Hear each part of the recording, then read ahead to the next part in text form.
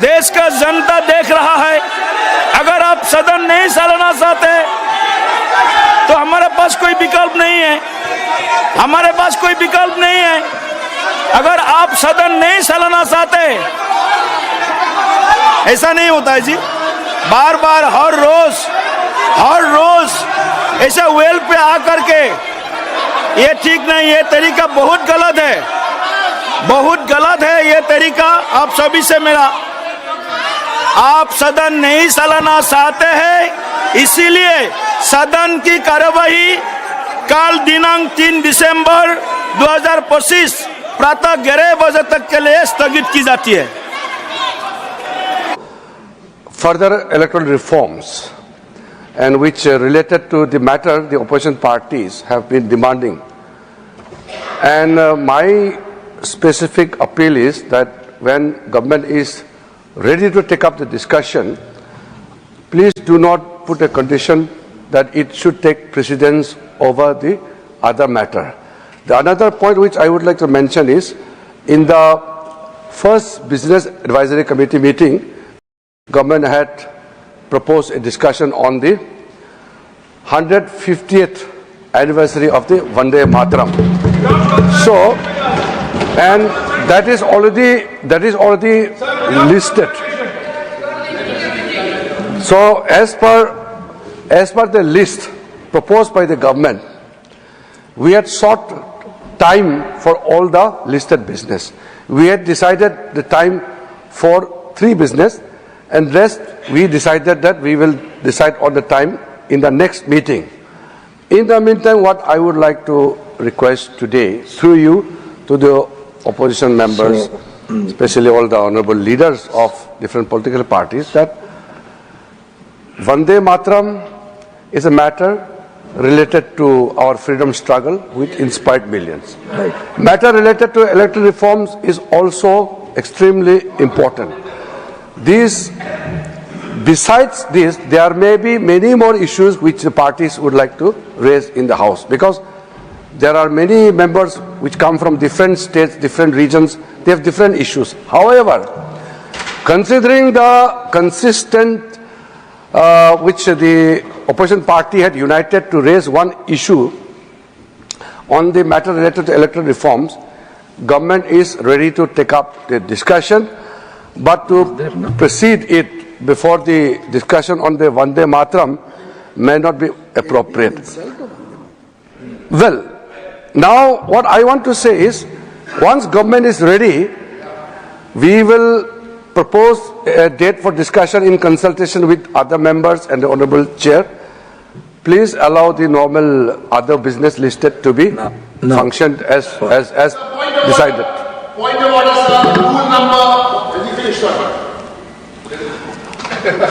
आप इतने जोश में मत रहिए हमेशा। यहाँ ठंडा दिमाग से काम करना अच्छी बात है। नहीं, मैं डायरेक्ट जी, not only first time, I told him many times, don't get overworked out, because it doesn't help anybody. Yes. My only request is, we will discuss on the demands of opposition also, and government is also ready. Thank you. But please don't insist on it should be taken up within a timeline. Yeah. Thank you. Thank you. Thank you. What point of order? Sir. I'll first tell you the rule, sir. The point of order is on rule 176.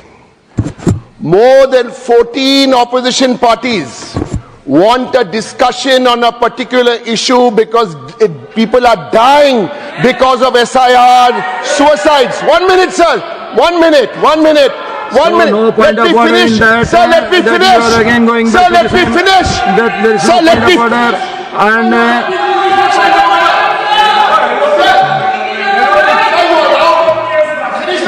you want the minister to say something. The minister has said something, and again you are raising the same.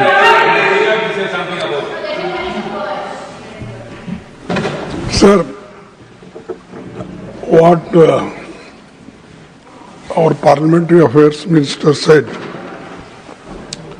whatever the agenda or whatever the agenda is put before the House, it should get priority over 267. 267 says that all other issues should be kept aside and first preference should be given 267 discussion. That's why we have given. Otherwise there is no need to give 267 notice. No. See, it prevails over other matters, other business. So, keeping aside all other business, the government should take, the House should take 267 discussion. That is important. That's why we request, sir, you give us permission to start discussion on 267, that SIR, and we are read. And Vande Mataram every time we are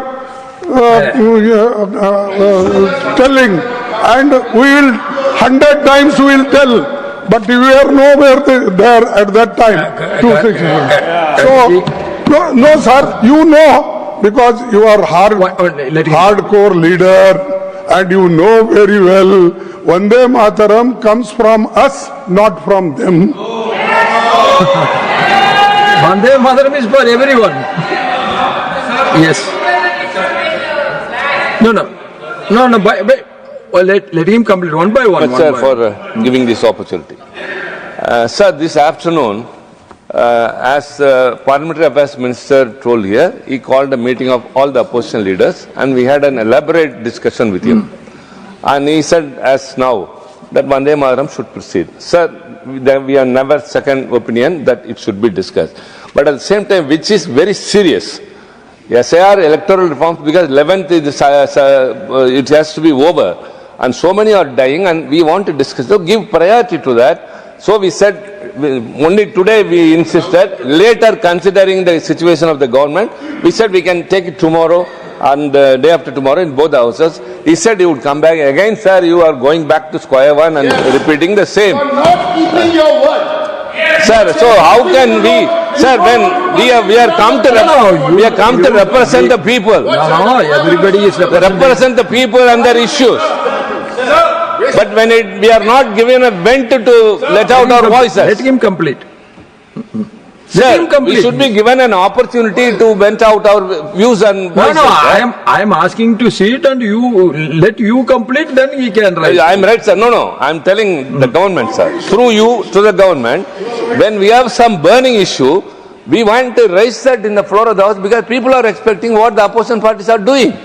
So kindly consider our demand that is very genuine in nature and very serious in nature. Give priority to that. And any other business you list, we are always prepared to cooperate, sir. Sir, the urgency of the matter has been underscored by the minister. No. Sir, please understand. That's why, sir, please allow me to say. Rule number 177, chairman is in favor of the discussion. Minister also has considered there should be a discussion on that. And the matter needs to be discussed because there is an urgency in the matter. That is what is 177. And moreover, in the all-party meeting on Sunday, we had proposed, so Sunday, Monday, Tuesday, 3 days have lapsed. Now, our only request is that tomorrow let it start, 2 o'clock. Let it conclude day after tomorrow. Such a reasonable proposition has come from the opposition, and how can they be obdurate? No. Please. Sir, I am quoting rule number 177, sir. It's very clear. You considered it. He also considered it. I understand your yes, sir. view. Please conclude. And the government has already agreed to discuss. Let the government decide it. They will come back. And now, honourable members, a request has been received from the Ministry of Parliamentary Affairs for taking up Manipur Goods and Service Tax, Second Amendment Bill 2025 before the statutory resolution regarding the adoption of the Water Prevention and Control of Pollution Amendment Act 2024 in the state of Manipur listed. Nothing will go on record. State Minister listed in today's revised list of business. I have acceded to the request of the Minister. Accordingly, a supplementary list of business has been issued and the Manipur Goods and Service Tax Second Amendment Bill 2025 will now be taken first for the consideration and return.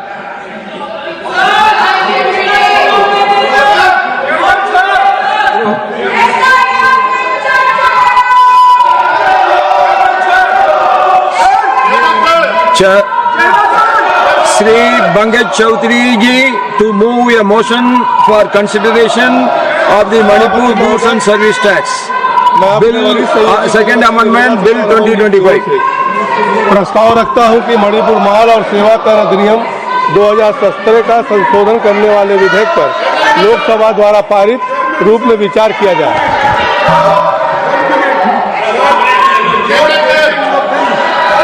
Motion moved. Now I call upon the members whose names have been received for participation in the discussion.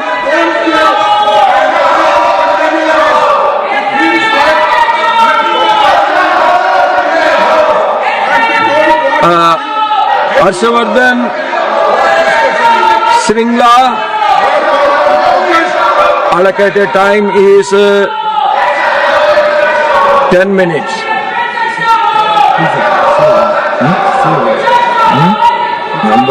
Number time.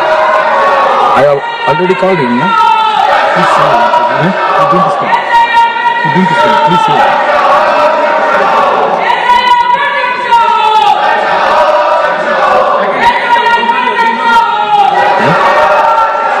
He's not there.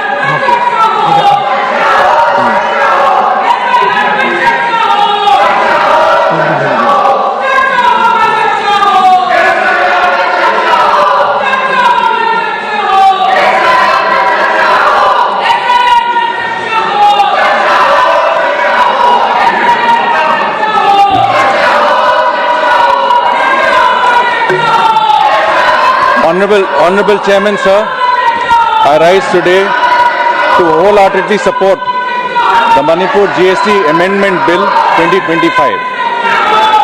This bill is not just a routine legal update, but comes at a very crucial time for the state. Manipur today stands at an important turning point after facing prolonged disturbance, economic slowdown, disruptions in trade and mobility. The government has been working tirelessly to restore peace, rebuild confidence, and revive normal life. In this background, the Manipur GST Amendment Bill is a major step to strengthen the tax system, improve revenue, help struggling businesses, and support Manipur's economic revival. I appreciate the relentless efforts of the government for taking up both security and economic reforms together so that Manipur can move towards stability and growth. The bill reflects the major tax reforms approved by the 56th GST Council meeting, where the centre and state together decided to rationalize GST rates on nearly 375 items by merging earlier slabs into just two main slabs of 5 and 18%. This simplified structure will greatly benefit Manipur by reducing compliance burden, bringing price stability, and encouraging local businesses, especially small traders, handloom and handicraft units, agro-processing enterprises, and service providers. A clearer and more predictable GST system will boost investment, improve tax revenue, and support the state's efforts towards economic recovery and growth. One of the key reforms in the previous Amendment Act enabled the state to levy SGST on extra neutral alcohol and rectified spirit. This is a major source of revenue for the state, for a state like Manipur, where development needs are high and revenue options are limited. At a time when the government is rebuilding infrastructure, repairing damaged public assets, supporting families and restoring normalcy, This additional revenue will help us invest in health services, education, welfare and local development without putting extra burden on common citizens. The earlier act also brought much needed clarity in tax administration. Today, when Manipur's business sector, especially those in the Imphal Valley, hill districts and rural areas, is trying to get back on their feet after months of disruption, predictable timelines are essential. By clearly fixing a 42-month limit for issuing notices, the bill ensures taxpayers are not harassed with uncertainty. A stable and fair tax environment will encourage more traders to reopen shops, revive local supply chains, and invest again in Manipur. Honorable Sir, I must also highlight how the previous amendments provided genuine relief for small and medium businesses who faced hardships during the earlier transition to GST. These amendments have given them new opportunities, that too at a time when local businesses are recovering from losses. And this relief will greatly ease their cash flow. The amendments that are proposed are not merely technical changes, but will prove a lifeline for many Manipur businesses. Many of them are dealing with reduced demand, disrupted markets and financial stress. Clearing old disputes without heavy penalties will allow them to start afresh without fear of past burdens pulling them down. The earlier GST amendments have already helped bring stability and confidence to Manipur's economy, clearer rules for financial transactions, reduced confusion for banks and insurers, and making it easier for them to support local businesses. The reduction in pre-deposit requirements has also eased the burden on small traders and rural enterprises that can now appeal without heavy costs. Honorable Chairman, Sir, all these reforms are timely because Manipur is now in a phase of rebuilding. The small industries like handloom, handicrafts, bamboo products, agro-processing, dairy, piggery, food processing need immediate support. With the GST Council initiating rate rationalization in 2025 and with the relief measures in this bill, these sectors will get fresh momentum. By simplifying compliance, easing financial burden, and reducing litigation, this bill strengthens the very foundation on which Manipur's local economy stands. I must take this approach to appreciate the government for taking such a balanced stance, combining administrative reforms, financial discipline, developmental initiatives, and peace efforts. Even during difficult circumstances, the government has ensured continuity of welfare schemes, support for displaced families, restoration of essential services, and rebuilding of confidence among citizens. This amendment bill complements those efforts by ensuring fiscal stability and smoother business operations. In conclusion, the Manipur GST Amendment Bill 2025 is not merely a tax amendment. It is the pro-people, pro-business, pro-development reform. It widens the state's revenue base at a time when every rupee is needed for rehabilitation and development. It brings long-pending relief to honest taxpayers. It simplifies GST procedures and reduces harassment. It supports small businesses, artisans, traders and entrepreneurs who are the backbone of Manipur's economy. And above all, it strengthens the state's capacity to rebuild, recover and move forward unitedly. I therefore urge all members of this House to support this bill wholeheartedly. Passing this bill will send a clear message that Manipur is committed to recovery, committed to reform and committed to fairness in governance. Mr. Chairman, sir, I take this opportunity to congratulate you on assuming the chair of this august House and joining all my other colleagues earlier. I'm sorry I did not mention this in the beginning because of the disruptions that were there, but we are very, very honored to serve under your able leadership. Thank you very much, Chairman, sir. Sriman Maharaja Sana Joba Laisemba. Thank you, sir, for giving me this opportunity to participate in the Manipur Goods and Services Tax Second Amendment Bill 2025. My heartfelt gratitude to Honorable Prime Minister Sri Narendra Modi ji and Honorable Finance Minister Srimati Nirmala Sitharaman ji for bringing this very important bill in the House. The Manipur Goods and the Service Taxes Second Amendment Bill 2025 seeks to replace through an Act of Parliament the Manipur Goods and Service Tax Second Amendment Ordinance promulgated on 7 October 2025. The bill ensures seamless continuity of tax administration in Manipur, aligning state laws with the Central GST Act and avoiding any repugnancy with the central law. Some very important points on the Manipur Goods and Service Tax Second Amendment Bills 2025 are: number 1, administrative stability as a pillar of peace. At a time when Manipur is recovering from internal disturbances, a legal vacuum in tax administration would be disastrous. By replacing the ordinance and validating all actions taken under it, the Modi government is ensuring uninterrupted revenue collection and enforcement, keeping the administrative machinery steady when the state needs it most. The stability directly reinforces the border peace building effort in the state that has seen 70,000 insurgents surrenders and an 82% decline in terror incidents from 2008 to 2023. Additionally, with a Rs 500 crore contingency fund for Manipur in place, the bill ensures that Manipur remains physically prepared and institutionally resilient, strengthening the foundations necessary for lasting peace and development. Number 2, cracking down on illicit trade via track and trace. While the previous tax regime of Congress era suffered from systematic loopholes that fuels an illicit economy, the Modi government is deploying technology-backed measures to shut it down.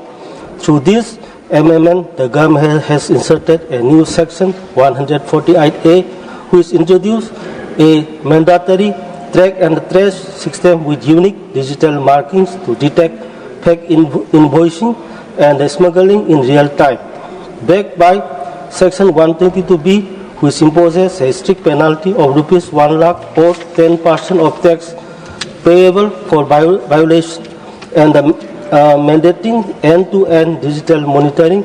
This provision ensures strict compliance, effectively securing the state's revenue against destabilizing networks. Honourable member, please conclude.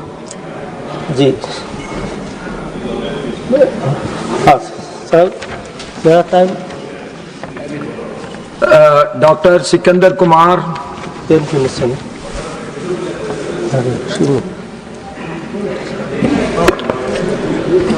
धन्यवाद sir, आपने बहुत ही महत्वपूर्ण bill Manipur goods and services tax second amendment bill पर बोलने का अवसर दिया। मैं उसके लिए आपका और सदन के माननीय नेता का हार्दिक आभार प्रकट करता हूं। अध्यक्ष महोदय, अगर मई 2014 से पहले देश की आर्थिक स्थिति पर नज़र डाली जाए तो हम पाएंगे कि उसमें देश की आर्थिकी हमारी ठीक नहीं थी। उसमें जो देश में इकोनॉमिक और फिजिकल डिसिप्लिन की बहुत कमी थी, जिसका मुख्य कारण उसमें देश का कमजोर नेतृत्व, निर्णय लेने में अक्षमता, जिसकी वजह से देश आर्थिक तौर पर कमजोर हुआ। लेकिन मई 2014 को जब देश के यशस्वी प्रधानमंत्री आदरणीय नरेंद्र मोदी ने पीएम बनने के बाद देश को एक सशक्त, दूरदर्शी, निर्णायक, निर्भीक नेतृत्व के रूप में हमें मिला, जिन्होंने देश हित में कई कड़े फैसले लेकर आज भारत को दुनिया के चुनिंदा देशों की श्रेणी में खड़ा कर दिया। जब जनधन अकाउंट खोले, पूरी दुनिया सोच रही थी क्यों आज 55,000 करोड़ अकाउंट के माध्यम से सरकारी योजनाओं का लाभ डीबीटी के माध्यम से, जहां देश में एक ट्रांसपेरेंसी आई, लाभार्थियों को डायरेक्ट लाभ मिलने लगा, जिसकी वजह से देश आर्थिक तौर पर दिन ब दिन आगे बढ़ता गया। देश को आगे ले जाने का एक रोड मैप तय किया गया। कड़े फैसले देश हित में लिए, जिनका परिणाम आज देश के साथ पूरा विश्व भी महसूस कर रहा है। जहां कहते हैं कि देश हमारा 11वीं से 4th अर्थव्यवस्था बन गया है और आने वाले समय में 2027 तक जो तीसरी सबसे बड़ी अर्थव्यवस्था बनाने का लक्ष्य जो है माननीय प्रधानमंत्री ने तय किया है, मैं समझता हूं कि आने वाले समय में 2027 तक देश जो है वो तीसरी सबसे बड़ी अर्थव्यवस्था बनकर उभरेगा। माननीय प्रधानमंत्री जी ने स्वतंत्रता दिवस के इस 2025 को जो एक वायदा किया था, जीएसटी की बड़ी राहत का जो वायदा किया था, वो 3 सितंबर 2025 जीएसटी की काउंसिल की मीटिंग जो 56वीं मीटिंग हुई, उसमें जब हमारे पहले 4 स्लैब जीएसटी के थे, 5%, 12%, 18% और 28%, उन 4 को घटाकर जो 2 स्लैब में किया गया 5% और 18%, मैं समझता हूं इससे बहुत बड़ी राहत जो है वो देशवासियों को मिली है। और जीएसटी के जो 28% के जो 90% प्रोडक्ट को 18% की जीएसटी में लाया गया, 12% जीएसटी के 99 प्रोडक्ट्स को 5% की जीएसटी में लाया गया। जानलेवा बीमारियों के इलाज के लिए जो 33 जो हमारी महत्वपूर्ण जानलेवा बीमारियां थी, उनको जीएसटी के जो दायरे से बाहर किया गया, यानी जीरो किया गया। इससे बहुत बड़े राहत जो है जो हमारे देशवासियों को मिली है। स्वास्थ्य के लिए हानिकारक उत्पादों को 40% के ब्रैकेट में रखा गया।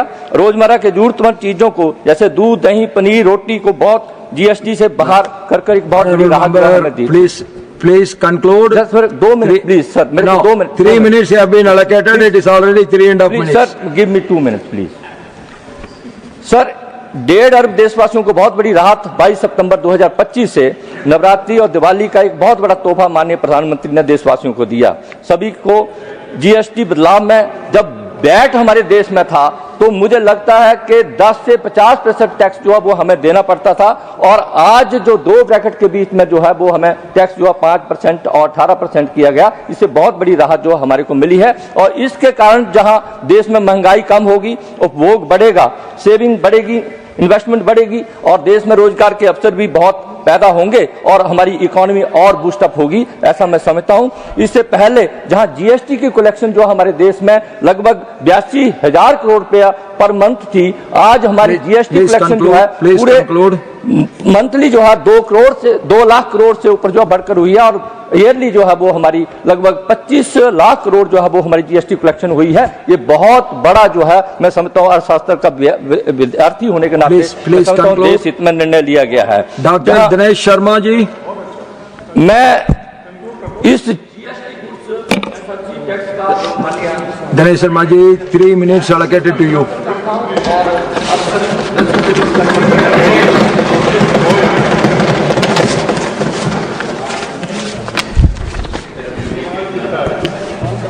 माननीय सभापति महोदय, आपने मुझे बोलने का अवसर दिया। मणिपुर माल एवं सेवा कर द्वितीय संशोधन विधेयक 2025 के संदर्भ में हम सब जानते हैं कि देश तेजी के साथ आर्थिक रूप में प्रगति कर रहा है, और इसका सबसे बड़ा नमूना अभी कुछ दिन पहले ही 8.2% का जीडीपी की तिमाही जो पिछली तिमाही थी उसमें उसकी दर आई है। उससे सिद्ध होता है कि हम विश्व की सबसे तेज गति से बढ़ने वाली अर्थव्यवस्था में से एक देश के रूप में हम सुशोभित हुए हैं। वर्तमान में भारत ने अपने सभी राज्यों को बराबर से उनकी प्रगति के लिए काम किया है। मानवर आज का जो समसामयिक मणिपुर माल एवं सेवा कर द्वितीय संशोधन विधेयक है, इसकी मूल भावना के अंतर्गत जो 7 अक्टूबर 2025 को जो संसद के माध्यम से एक जारी किया गया जो अध्यादेश था, उसे विधेयक में बदलने की प्रक्रिया मात्र है। हम सब जानते हैं कि यह राज्य के कानूनों को केंद्रीय जीएसटी अधिनियम के अनुरूप बनाता है, दोनों में समसमानता का भाव पैदा करता है, और ये विधेयक में नई धारा 148(1) के अंतर्गत जो जोखिम वाले सामान हैं उनको अनिवार्य ट्रैक एंड ट्रेस प्रणाली लागू की गई है। ये एक डिजिटल निगरानी प्रणाली है, यानी नियत साफ है कि हम सुरक्षा भी और आर्थिक व्यवस्था भी, हम सामाजिक समरसता भी और एक प्रगति के तौर पर मणिपुर को एक श्रेष्ठ स्थान पर पहुंचाने की अभिकल्पना के साथ में काम कर रहे हैं। भारत आज आर्थिक, सामाजिक, शैक्षिक और रक्षा के क्षेत्र में जो प्रगति कर रहा है, मैं समझता हूं कांग्रेस के मित्र यहां पर उपस्थित नहीं हैं, उनके एक रक्षा मंत्री का जो मणिपुर का आज हम विधेयक प्रस्तुत कर रहे हैं, उनके पूर्व जो रक्षा मंत्री रहे ए.के. एंटोनी जी, उन्होंने खुलेआम स्वीकार किया कि जो उनकी सरकार थी, कांग्रेस की सरकार के समय सीमा सुरक्षा की उपेक्षा की गई थी और जिससे दशकों तक कमजोरी बनी रही। Please conclude. Member please conclude. आज मैं इस विधेयक का न केवल समर्थन करता हूं, बल्कि मैं समझता हूं कि आर्थिक उन्नति के तौर पर और जो सीमांत प्रदेश के तौर पर ये मणिपुर निश्चित रूप में प्रगति की तरफ जाएगा और आर्थिक उन्नति से वहां के व्यापारियों को कर का सरलीकरण की जो लाभ है वो आसानी के साथ प्राप्त हो सकता है। धन्यवाद। Shri Arun Singh ji. Manipur GST amendment bill 2025 के संदर्भ में बोलने के लिए खड़ा हूं। सर, यह बिल के माध्यम से बहुत सारी जो इरेगुलरिटी है, कठिनाइयां हैं, वह दूर होगी। जहां प्लांट एंड मशीनरी, जो पहले प्लांट और मशीनरी था, उसका डेफिनेशन बदला गया है। उसी के साथ साथ ऐसे प्रोविजन जिसके माध्यम से निगरानी, ट्रैक एंड ट्रेस प्रणाली, इसको भी लागू करके यह एक अच्छी डिजिटल प्रणाली होगी। सर, जब मणिपुर के बारे में खड़ा हूं तो जरूर बताना चाहूंगा कि देश के प्रधानमंत्री माननीय नरेंद्र मोदी जी का मणिपुर से कितना लगाव है। अभी हम सब लोगों ने देखा 13 सितंबर 2025 को प्रधानमंत्री जी को चूड़चंद्रपुर जाना था। चूड़चंद्रपुर में बारिश हो रही थी, वहां पे मणिपुर के लोग वहां पे खड़े थे, प्रधानमंत्री जी का बारिश में भी इंतजार कर रहे थे। और मणिपुर में जब प्रधानमंत्री जी लैंड किए तो लोगों ने बताया कि हेलीकॉप्टर से आप नहीं जा सकते क्योंकि वेदर खराब है। उसके बाद भी माननीय प्रधानमंत्री नरेंद्र मोदी जी ने निर्णय लिया कि मणिपुर के लोग हमारे हैं, इसलिए वहां पे इंतजार कर, हमको जाना चाहिए। लोगों ने कहा कि 65 किलोमीटर की दूरी है साहब, आप बाय रोड जाएंगे 1.5 घंटा से अधिक लगेगा। प्रधानमंत्री जी ने कहा 1.5 घंटा नहीं 3 घंटा लगे तो भी चंद्रचूड़पुर जाऊंगा और लोगों से मिलूंगा और बात करके आऊंगा। प्रधानमंत्री जी वहां गए और जाने के बाद उन्होंने 8,500 करोड़ रुपए की परियोजनाओं का उन्होंने शिलान्यास किया और उद्घाटन किया। मणिपुर में इतना तेज गति से विकास हो रहा है, लगभग 1 लाख से अधिक 1,01,000 से अधिक घरों के लिए कि मणिपुर में लोगों के पक्के घरों, वह केंद्र सरकार ने उसकी स्वीकृति दी है। 1,054 करोड़ रुपए उसके लिए खर्च हो रहा है। जल जीवन मिशन के माध्यम से जब कांग्रेस की सरकार थी तो केवल 5.7% ही घरों में पानी पहुंचा था, लेकिन प्रधानमंत्री मोदी जी के नेतृत्व में आज 80% घरों में नल से जल मणिपुर के घरों में पहुंच चुका है। इसी प्रकार से चाहे खेल हो, कला हो, संस्कृति हो, उसके लिए 507 करोड़ रुपए देने का कोई काम किया है तो हमारी सरकार ने दिया है। मणिपुर के लिए चौमुखी विकास हो और वहां पे शांति व्यवस्था रहे, केंद्र सरकार ने, प्रधानमंत्री मोदी जी ने और यहाँ वित्त मंत्री जी बैठी हुई हैं, पूरा केंद्र का खजाना खोल दिया है कि मणिपुर के एक लोगों को जिनका घर का नुकसान हुआ, अगर पक्के हैं तो 10 लाख रुपए देंगे, कच्चे होंगे तो उनको 5 लाख रुपए देंगे। मणिपुर के भाई बहन हमारे हैं, जितना भी पैसा लगेगा केंद्र सरकार उनको दे रही है। नए नए नेशनल हाईवे बन रहे वहां पे सर, और ऐसे अनेकों परियोजनाएं, स्पोर्ट्स सेंटर बन रहे। सर, मैं एक चीज जरूर कहना चाहूंगा, जब इतिहास के पन्नों में स्वर्णिम अक्षरों से लिखा जाएगा, दो तारीख हमेशा ध्यान रहेगी। एक तो 1 जुलाई 2017 और दूसरा 22 सितंबर 2025। 1 जुलाई 2017 इसलिए ध्यान रहेगा कि देश में 17 प्रकार के अलग टैक्स थे, 13 सेस थे, अनेकों octroi tax, VAT, entry tax, अनेकों टैक्स थे। ये हमारी सरकार, मोदी जी की सरकार है, सारे टैक्सों को खत्म करके 1 जुलाई 2017 से एक देश में एक कानून जीएसटी ले आने का काम किया। दूसरा तारीख 22 सितंबर 2025 इसलिए ध्यान रहेगा कि देशवासियों को राहत मिले। देशवासियों पे कम टैक्स लगे, जो विद्यार्थी हैं उन पे जो पेंसिल है से लेकर किताब खरीदते उस पर टैक्स न लगे, यह केंद्र सरकार मोदी जी ने निर्णय लिया कि जीएसटी के दर को कम करेंगे। सभी वस्तुओं में, चाहे टूथब्रश हो, चाहे टूथपेस्ट हो, चाहे ऑयल हो, चाहे बैटरी हो, चाहे किताब हो, चाहे कॉपी हो, हर वस्तुओं में टैक्स कम करने का काम किया। और केंद्र सरकार ने 48,000 करोड़ रुपए अपने खजाने को एक तरीके से माफ किया और प्रत्येक देशवासियों को उसका राहत देने का काम किया। सर, बोलने का तो समय बहुत है, मन करता है, लेकिन अब 1 मिनट एक्स्ट्रा हो गया, इसलिए मैं आपके घंटी का इंतजार नहीं करूंगा, अपनी बात रखकर समाप्त करूंगा। इतना ही कहूंगा, जब कांग्रेस की सरकार थी तो मणिपुर का 2014 से पहले यूपीए की सरकार थी तो मणिपुर का जीडीपी 1% था, आज मणिपुर का जीडीपी 8% से अधिक हो गया है और मणिपुर तेज गति से आगे चल रहा है। पूरा एक बार माननीय प्रधानमंत्री जी का हृदय से अभिनंदन करते हुए अपनी बात समाप्त करता हूं। बहुत बहुत धन्यवाद। Doctor M Thambidurai. Sir, thank you, Chairman, sir. Sir, regarding the GST, even though it is started in the Vajpayee period to come up with the GST, how to implement, but actually everything shaped during Congress period when they are ruling. At that time, ADMK has a different opinion against the GST. Even our Narendra Modi ji also at that time opposed.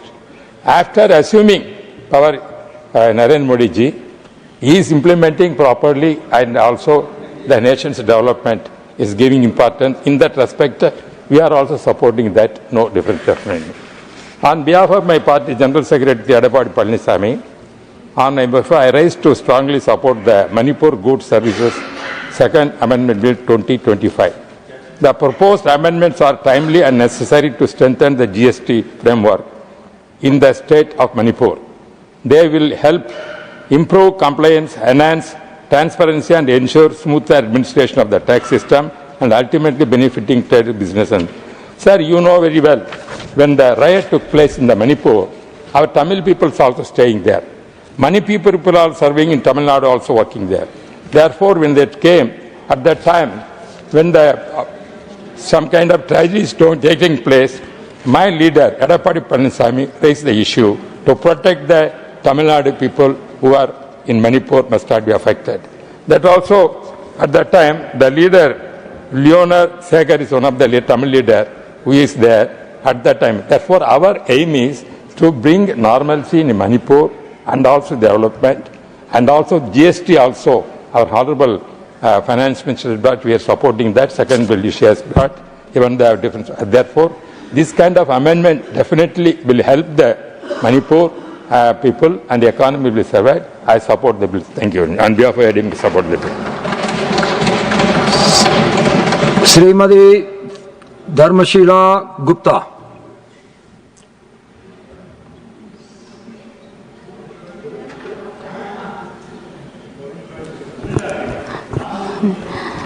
आदरणीय माननीय उपसभापति महोदय, आपका आभार। आपने मुझे इस महत्वपूर्ण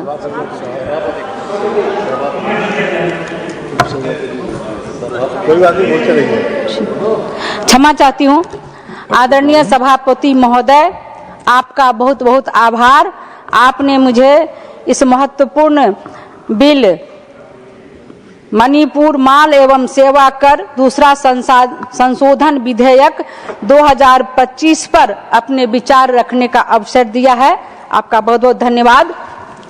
एक महिला जनप्रतिनिधि के रूप में मैं यह कहना चाहती हूं कि यह विधेयक केवल कर परिवर्तन का दस्तावेज नहीं, यह मणिपुर की आर्थिक आत्मनिर्भरता की नई उम्मीद है, नई ऊर्जा है और विकास का मजबूत आधार है। सबसे पहले मैं आदरणीय प्रधानमंत्री श्री नरेंद्र मोदी जी का और हमारे माननीय वित्त मंत्री श्री निर्मला सीतारमण जी के नेतृत्व की सराहना करना चाहती हूं। जीएसटी जैसे जटिल विषय को सरल, पारदर्शी और जनहितकारी बनाना, यह उनकी प्रतिबद्धता और प्रमाण है। मोदी जी के दूरदर्शी नेतृत्व में यह जीएसटी संभव हो पाया है। आदरणीय सभापति महोदय, बात को आगे बढ़ाने से पहले मैं एक शेर दर्ज करना चाहती हूँ। इरादों में दम हो तो राहें खुद बन जाती है, जो देश के लिए चले उनकी मेहनत रंग लाती है। आदरणीय हमारी वित्त मंत्री श्रीमती निर्मला सीतारमण की कार्यशैली में यही जज्बा साफ नजर आता है। आदरणीय सभापति महोदय, मैं आपको बताना चाहती हूं कि मैं बिहार की बेटी हूं और पूरे दायित्व के साथ यह कह सकती हूं कि बिहार ने जीएसटी जैसे उल्लेखनीय लाभ महसूस किया है। जीएसटी से पहले अलग अलग प्रकार के राज्य व केंद्र करों के कारण व्यापार में अनिश्चितता और जटिलता बनी रहती थी, लेकिन अब बिहार के व्यापारी एक सरल टैक्स संरचना के तहत काम कर रहे हैं और बिहार में जीएसटी से कर संग्रह में स्थिर और सतत वृद्धि दर्ज हुई है, जिससे राज्य को बुनियादी ढांचे, ग्रामीण सड़कों, स्वास्थ्य और शिक्षा पर अधिक संसाधन लगाने की क्षमता मिली है और बिहार में एनडीए की प्रचंड जीत हुई है। यह आदरणीय मोदी जी के नेतृत्व में और हमारे राष्ट्रीय अध्यक्ष जी आदरणीय जेपी नड्डा जी के नेतृत्व में हुआ है। मैं इनको आभार और बधाई भी देना चाहती हूँ। राज्य के राजस्व को वो मजबूती मिली है। इन्हें यानी एक्स्ट्रा न्यूट्रल अल्कोहल, जो शराब निर्माण का मूल आधार है, उस पर हम कर लगाने का अधिकार अब राज्य सरकार को ही मिलेगा। पहले राज्य के पास यह अधिकार नहीं था। जब कांग्रेस की सरकार थी तो ये अधिकार नहीं था, जिसकी वजह से मणिपुर को करोड़ों का राजस्व का नुकसान होता था। जी प्लीज कंक्लूड। टाइम पूरा हो गया। टाइम मेरा पूरा हो गया।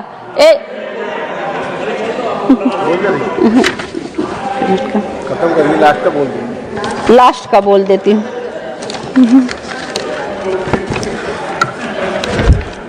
आदरणीय सभापति महोदय, मणिपुर की पहाड़ी अर्थव्यवस्था को नए राजस्व स्रोतों की जरूरत है। छोटे दुकानदारों, महिलाओं, उद्यमियों और युवाओं को कर प्रक्रिया में राहत मिली है और एक महिला होने के नाते दिल से कहना चाहूंगी कि जब नीतियों में संवेदना हो और फैसलों में ईमानदारी, तभी बनती है वह सरकार जो जनता के दिल में उतर जाती है। यह विधेयक मणिपुर को आर्थिक मजबूती प्रदान करेगा, राजस्व की आय बढ़ाएगा, व्यापारियों को राहत देगा और विकास की गति को आगे बढ़ाएगा। मैं इस बिल का समर्थन करती हूँ। श्रीमान Sujit Kumar. Thank you, sir. Sir, at the outset, I would like to extend my profuse congratulations to you, and sir, I'm looking forward to working with you under your able guidance and leadership, sir. Sir, सबसे पहले तो sir पूरे देशवासियों की तरफ से प्रधानमंत्री नरेंद्र मोदी जी को और वित्त मंत्री निर्मला सीतारमण जी को बहुत बहुत धन्यवाद एवं आभार, हम लोग कोटि कोटि आभार देना चाहेंगे कि जो नेक्स्ट जनरेशन जीएसटी रिफॉर्म्स लेके आए, इससे जो करोड़ों देशवासियों को जो फायदा हुआ है सर, उसका मैं एक उदाहरण देना चाहता हूँ। सर, मेरा ड्राइवर है सर, वो मुझे बता रहा था कि उसका महीने का खर्च 7,000 रुपया था मेडिसिन के लिए, और वो जब से जन औषधि में मेडिसिन खरीदना शुरू किया सर, वो घट के सर 2300 रुपया हो गया। और ये सर जीएसटी का रेट घटने से सर वो 2300 से अभी 1950 रुपया हो गया सर, ये मेरा ड्राइवर का बताना है। तो sir, this is the benefit which the common man of the country is getting because of the next generation GST reforms. Sir, this sir bill will align the state laws with the central GST Act and ensure continuity of tax administration.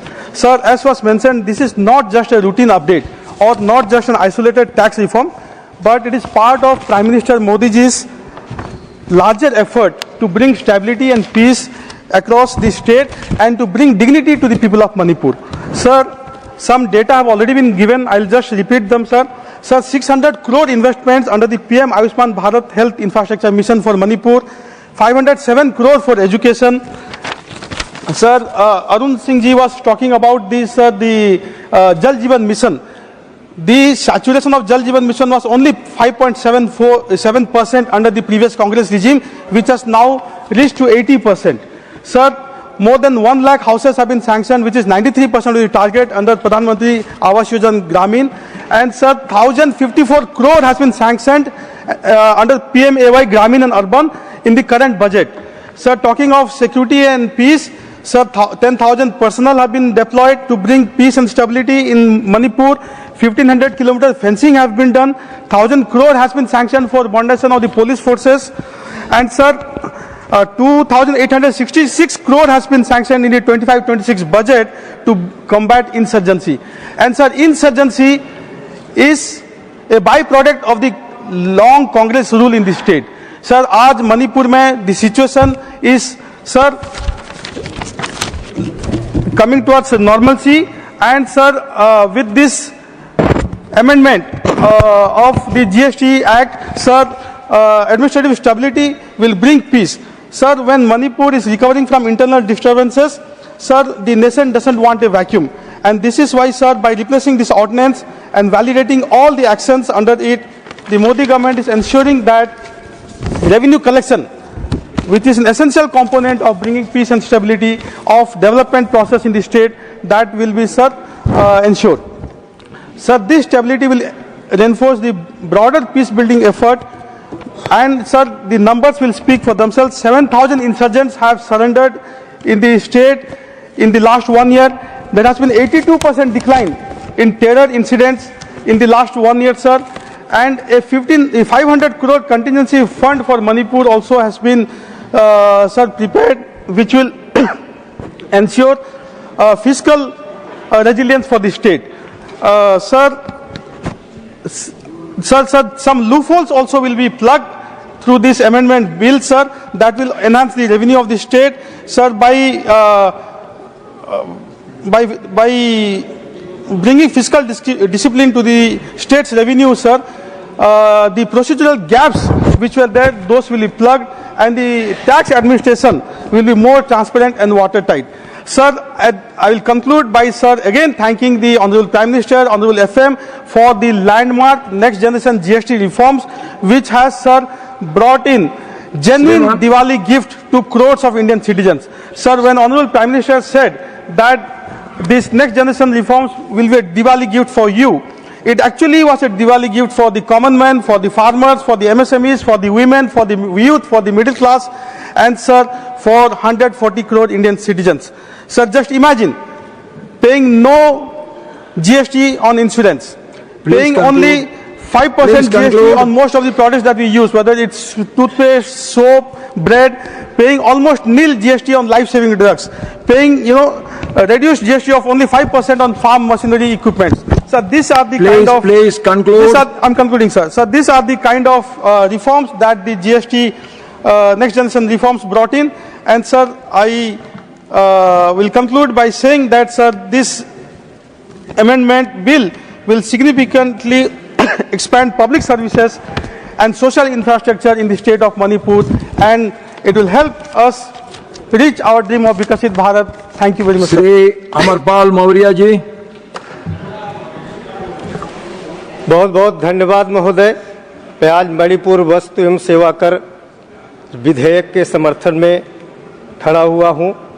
मैं सबसे पहले ये कहना चाहता हूं कि इस विधेयक के लिए माननीय देश के यशस्वी प्रधानमंत्री आदरणीय नरेंद्र मोदी जी जो एक संकल्प 2014 में लेकर के वो समाज के बीच में चले थे कि देश का वो चाहे कोई भी कोना हो, चाहे पूरब हो, पश्चिम हो, उत्तर हो या दक्षिण हो, सबको विकास की मुख्य धारा के साथ में जोड़ने का उनका संकल्प था। और वो संकल्प मणिपुर के साथ में तो दो प्रकार की स्थितियां थी महोदय। मणिपुर विकास की मुख्य धारा से कांग्रेस की सरकारों ने अछूता रखा, और दूसरा उसके साथ में एक जो उग्रवाद की घटनाएं उस प्रदेश में थी। ये दो प्रकार की घटनाएं मणिपुर को एक पीछे की तरफ ले जाने का जो है 60 सालों तक कांग्रेस के राजकीय शासन में चलता रहा। लेकिन आदरणीय नरेंद्र मोदी जी के संकल्प ने मणिपुर को विकास की मुख्य धारा के साथ में जोड़ने के संकल्प को पूरा किया। और इतना ही नहीं, वहां पर अब तक 7,000 से अधिक उग्रवादियों ने समर्पण किया और आज 82% उग्रवाद की घटनाएं समाप्त हो गई है। ये नरेंद्र मोदी सरकार की उपलब्धियां हैं महोदय। देश के कोनों में कांग्रेस की सरकारों ने इस देश को उत्तर में, दक्षिण में, पूरब में, पश्चिम में ये भेद पैदा करने का काम करते थे। वो विकास की धारा में भी जो है वो व्यक्ति को, समाज को अलग अलग रचनाओं में देखने का काम करते थे। वो कभी जो है पूर्वोत्तर के लोगों को चीनी की संज्ञा देते थे, कभी दक्षिण के लोगों को अफ्रीकी की संज्ञा देते थे। ये भेद कांग्रेस की सरकारों ने देश के अंदर अपनी सत्ता को स्थापित करने का काम लगातार 60 वर्ष तक एक परिवार की राजनीति के कारण किया। कबीर जी ने कहा था, कबीर कुआं एक है, पानी भरे अनेक, बर्तन में ही भेद है, पानी सब में एक। ये देश, ये भारत की संस्कृति, चाहे वो पूरब हो या पश्चिम हो, उत्तर हो या दक्षिण हो, ये भारत जो है एक रचना में जो है सबकी संस्कृति अलग थी, पहनावे अलग थे, वेशभूषा अलग थे, लेकिन भारत एक था, एक संस्कृति थी। आज नरेंद्र मोदी जी ने भारत की संस्कृति को समृद्धि की तरफ पहुंचाने का संकल्प लिया है। एक तरफ विकास की बात करते हैं और एक तरफ देश की एकता और अखंडता को, दोनों को जो है एक धागे में पिरो करके मणिपुर के मुकुट को आज भारत के केंद्र में स्थापित करने का काम अगर किसी सरकार ने किया है तो नरेंद्र मोदी की सरकार है महोदय।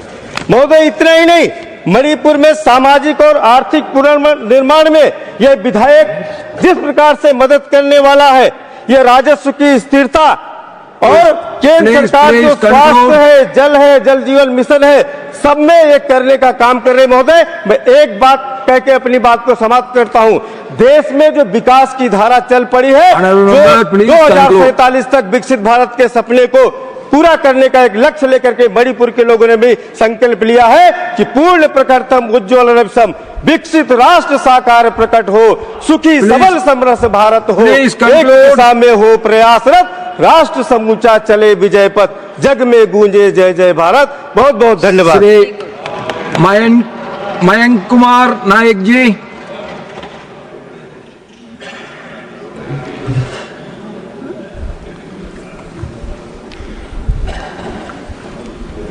Thank you chairman sir. आज मैं मणिपुर वस्तु एवं सेवा कर विधेयक का संशोधन के समर्थन में खड़ा हुआ हूं। माननीय सभापति महोदय, आज जिस विधेयक पर हमें चर्चा कर रहे हैं वह केवल एक तकनीकी संशोधन नहीं है, बल्कि मणिपुर की स्थिति, स्थिरता, सुरक्षा, उद्योग और भविष्य को तय करने वाला ऐतिहासिक दस्तावेज है।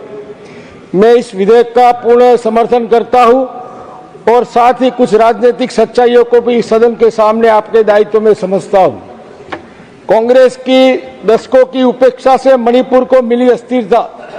माननीय सभापति महोदय, इस बात पूरे देश को पता है कि मणिपुर जैसे संवेदनशील राज्य को कांग्रेस ने दशकों तक सिर्फ वोट बैंक समझकर छोड़ दिया था। न सुरक्षा का इंतजाम था, न सीमा प्रबंधन, न आधारभूत ढांचे पर निवेश, न उद्योगों को प्रोत्साहन, न पारदर्शी प्रशासन। परिणाम यह हुआ कि वहां उग्रवाद का पनपा, अवैध व्यापार बढ़ा, ड्रग माफिया ने जड़ें जमा ली और आम जनता का भय में जीने का मजबूर हो गए। आज जो सुधार हम देख रहे हैं, कांग्रेस इस दिशा में एक कदम भी उठा नहीं पाई थी। माननीय प्रधानमंत्री नरेंद्र मोदी जी के नेतृत्व में मणिपुर में एक ऐतिहासिक बदलाव आया है। हमारी सरकार ने वह किया है जो कांग्रेस की सरकार करना तो दूर सोच भी नहीं सकती थी। 2008 से 2023 तक 7,000 उग्रवादियों ने आत्मसमर्पण किया है। 82% आतंकी घटनाओं में भी कमी आई है। सड़क, बिजली, स्कूल, अस्पताल, 50,000 करोड़ से रुपये से भी ज्यादा निवेश वहां हुआ है। ड्रग माफिया पे बड़ी कार्रवाई हुई है और सीमा प्रबंध को भी कड़ा किया गया है। पहली बार AFSPA हटाने की भी प्रक्रिया शुरू हुई है। मणिपुर आज शांति की राह पर इसलिए है क्योंकि केंद्र सरकार ने राजनीतिक इच्छा शक्ति दिखाई है। ट्रैक और ट्रेस ऑनलाइन व्यवस्था और अवैध व्यापार पर कतरा प्रहार करना ये माननीय मोदी जी की सरकार में संभव हुआ है। कांग्रेस के समय अवैध व्यापार, तस्करी, नकली बिलिंग और भ्रष्टाचार खुलेआम चलते थे। इस विधेयक के तहत डिजिटल ट्रैक और ट्रेस की प्रणाली की लागू होगी। तस्करी और अवैध कारोबारी अब बच नहीं पाएंगे। नियम तोड़ने पर 10 लाख रुपए जुर्माना और 10% अतिरिक्त कर भी लगा जाएगा। ये मणिपुर के काले धन और माफियाओं से मुक्त करने की दिशा में सबसे बड़ा कदम केंद्र सरकार उठा रही है। उद्योग और व्यापार के लिए बड़ा सुधार और आईटीसी में भी क्रांति। Please conclude. 17(5) में संशोधन करके ये सरकार ला रही है। सबका साथ, सबका विकास, सबका प्रयास और सबका विश्वास, ये 4 मूल मंत्र पर माननीय प्रधानमंत्री जी देश को मजबूत करने के लिए जिस तरह से 2047 में विकसित भारत का सपना देख रहे हैं और मणिपुर को भी आर्थिक रूप से संपन्न करने के लिए ये जो बदलाव ला रहे उसका मैं समर्थन करता हूं। भारत माता की जय, वंदे मातरम। कल्पना साइनी जी।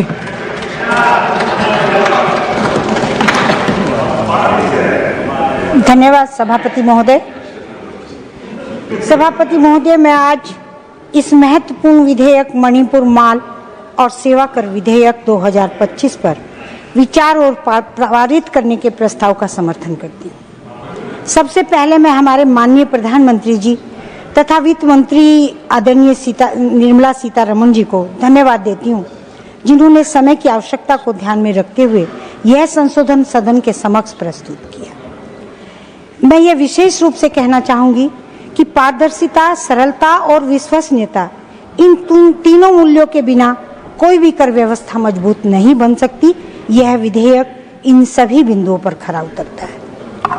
माननीय सभापति महोदय, मणिपुर ने पिछले कई वर्षों में सामाजिक आर्थिक चुनौतियां देखी हैं। ऐसे समय में एक स्थिर, सरल और भरोसेमंद कर व्यवस्था वहां के व्यापारियों, महिलाओं, उद्यमियों, स्टार्टअप्स और छोटे उद्योगों के लिए बहुत आवश्यक है। इसको ध्यान में रखकर हमारे आदरणीय प्रधानमंत्री नरेंद्र मोदी जी ने यह व्यवस्था दी है। माननीय सभापति महोदय, जीएसटी एक राष्ट्र एक कर की अवधारणा पर आधारित है, जिसका लक्ष्य है कर प्रणाली का सरलीकरण, कर चोरी पर नियंत्रण, व्यापार में सुविधा तथा राजस्व संग्रह में मजबूती। ऐसे में यह संशोधन स्थानीय उद्यमियों, छोटे व्यापारियों और उद्योग जगत को राहत प्रदान करेगा। साथ ही डिजिटल अनुपालन और कर भुगतान प्रक्रिया और अधिक सरल होगी। इस विधेयक के माध्यम से अनेकों सुधार होंगे। मणिपुर में जीएसटी की प्रक्रिया और अधिक सरल होगी, जिससे छोटे व्यापारी, खासकर वे महिलाएं जो घर में व्यवसाय करती हैं, उन्हें बड़ी राहत मिलेगी। रिफंड और इनपुट टैक्स क्रेडिट की प्रक्रिया पारदर्शी और तेज होगी। इससे व्यापार में नकदी प्रवाह सुधरेगा और स्थानीय अर्थव्यवस्था को गति मिलेगी।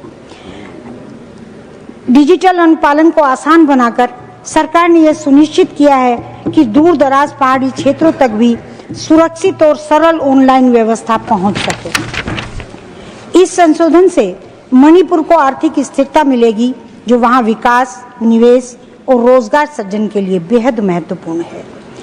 आज जब देश महिला शक्ति, नारी उद्यमिता और आर्थिक स्वावलंबन को बढ़ावा देने की दिशा में आगे बढ़ रहा है, तब यह आवश्यक है कि कर व्यवस्था भी जेंडर रेस्पॉन्सिव और व्यापार अनुकूल बने।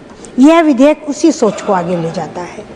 अध्यक्ष महोदय, मैं यह पूरी स्पष्टता से कहना चाहूंगी कि मणिपुर में शांति, विकास और आर्थिक आत्मनिर्भरता तभी संभव है जब वहां की कर व्यवस्था स्थिर और विश्वसनीय हो। Please conclude. यह संशोधन व्यापार जगत को नई ऊर्जा देगा, विशेषकर उन महिलाओं को जो अपने परिवार और समाज को आगे ले जाने में महत्वपूर्ण भूमिका निभा रही हैं।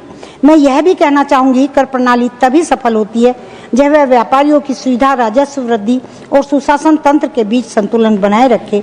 यह विधेयक उस उद्देश्य को मजबूती प्रदान करता है। राज्य में शांति, स्थिरता और आर्थिक पुनरुत्थान के लिए बेहतर वित्तीय ढांचा अत्यंत आवश्यक है और यह संशोधन उसी कड़ी का एक महत्वपूर्ण भाग है। अंत में मैं पुनः माननीय प्रधानमंत्री जी, आदरणीय वित्त मंत्री श्रीमती निर्मला सीतारमण जी के प्रयासों की सराहना करते हुए सदन से आग्रह करती हूं कि इस विधेयक को पारित किया जाए तथा मणिपुर के आर्थिक पुनर्निर्माण और सामाजिक स्थिरता और विकास यात्रा को नई दिशा मिल सके। धन्यवाद। जय हिंद, जय Bharat. Shrimati Sulata Dev ji.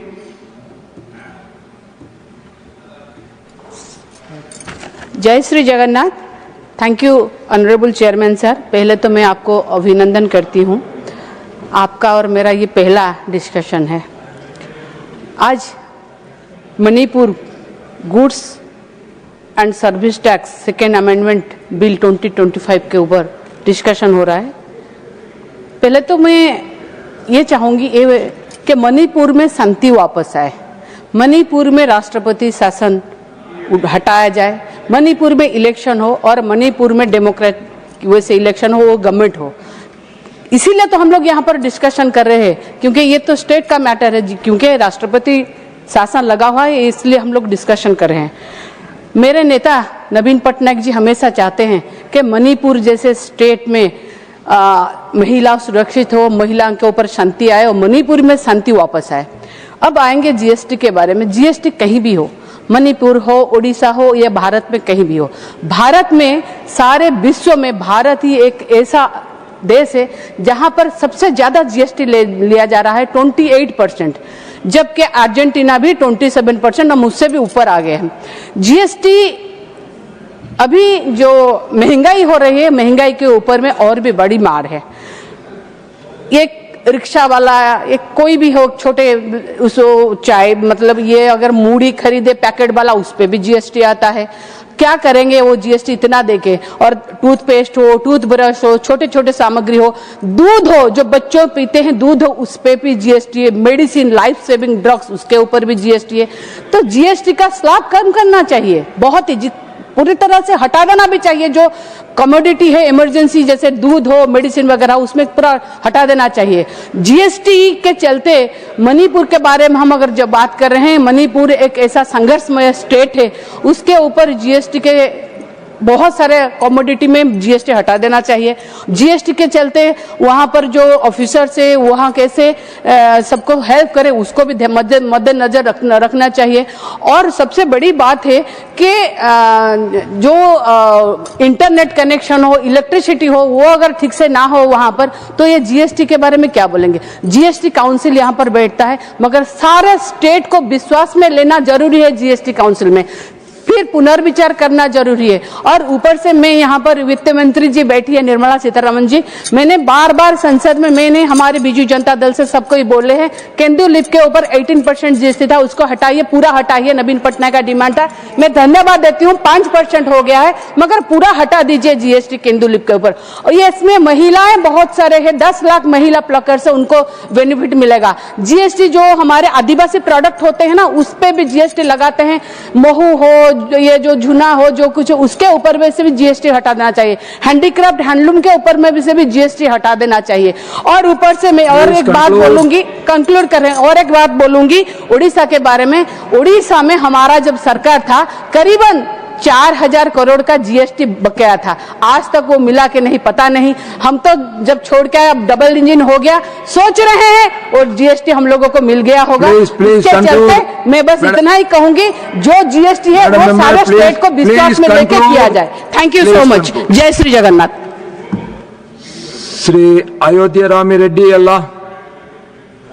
Thank you, Chairman sir, for giving me the opportunity to speak on the Manipur Goods and Services Tax Second Amendment Bill 2025. Sir, the uniform GST compliance and economic growth, aligning Manipur's GST with central rules ensures seamless interstate trade, reduces legal and administrative conflicts, and provides clarity and predictability for investors and businesses. This uniformity encourages investment, stimulates local production, and creates employment opportunities, mirroring the economic growth and prosperity observed in other states following harmonized GST framework. These harmonized rules, including modern compliance mechanisms like track and trace, help minimize tax disputes and enhance revenue collection. By reducing compliance burdens and ensuring transparency, Manipur can focus on sustainable development, tapping into national economic progress and benefiting from inclusive growth that strengthens both the state and the country as a whole. Sir, I would like to bring certain issues to your attention, especially focusing on the peace and economic stability in Manipur. Sir, in Manipur, violent incidents declined significantly over past decade, from a peak of 740 incidents in 2008 to 97 in 20 and 112 in 2021. Similarly, insurgent fatalities also fell from 364 in 2008 to 7 in 2020 and 18 in 2021, while civilian deaths dropped from 28 in 2013 to 9 in 2020. However, only in 2023 this declining trend has slowed down, and as of April 25 there were about 260 deaths that were reported. This need to be certainly looked into. Periods of relative peace also clearly support higher economic activity, as seen in the trade, entrepreneurship and local industries. Conversely, during episodes of ethnic violence, Manipur's exports collapsed by nearly 80%, highlighting how sustained peace is essential for economic prosperity and stability. Sir, sustainable peace also requires addressing disparities between hill and valley regions and between majoritarian and tribal communities also. Also, we need to revisit the ITC, the input tax credit provisions for tourism and hospitality sector in Manipur. In terms of critical GST issues that deserves our attention, one industry that urgently requires support is the tourism and hospitality, especially in that place. Addressing, I also wish to draw the attention to the pricing and compliance distortions created by the current GST structure for textiles. We need to certainly look into it. Given these concerns, it is important that with all these things, comments and suggestions, we from YSR Congress Party support this bill. Thank you, sir. Srimati Nirmala Sitharaman ji to reply to the discussion.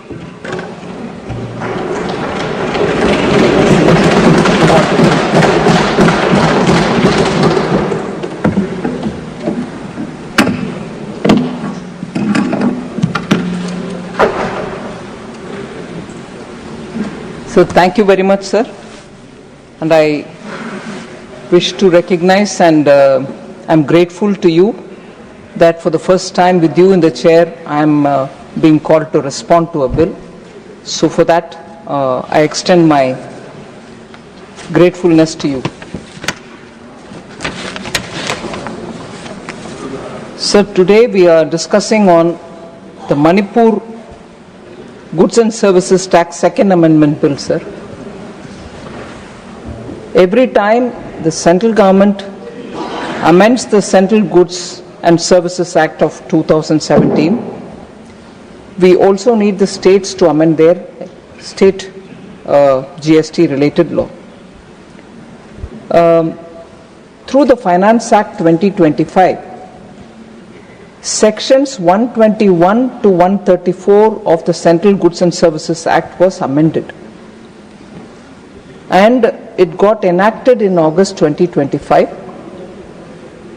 The changes have come into effect from October 2025, and that could happen after more than half of the states updated their GST laws. So every time something happens in the center, the states also will have to pass, and once half of them have passed, it comes into effect, and that's how it came. This set of changes to the sections 121 to 134, which was made through the Finance Act of 2025, have come into effect in October because states have all.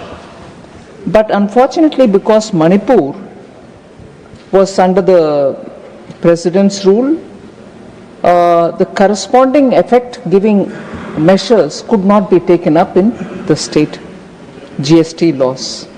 the assembly was in a suspended mode, and Manipur Goods and Services Act of 2017 was not amended, but it was amended through an ordinance that was promulgated by the central government, and that was done on 7th October, sir.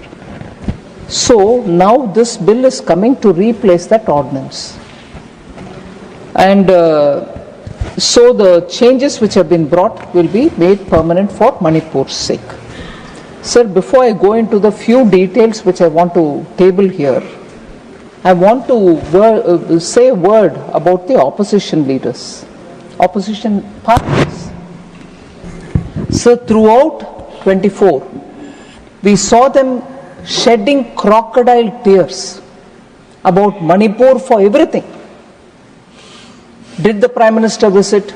Did the Home Minister visit? Did the law and order come to normalcy?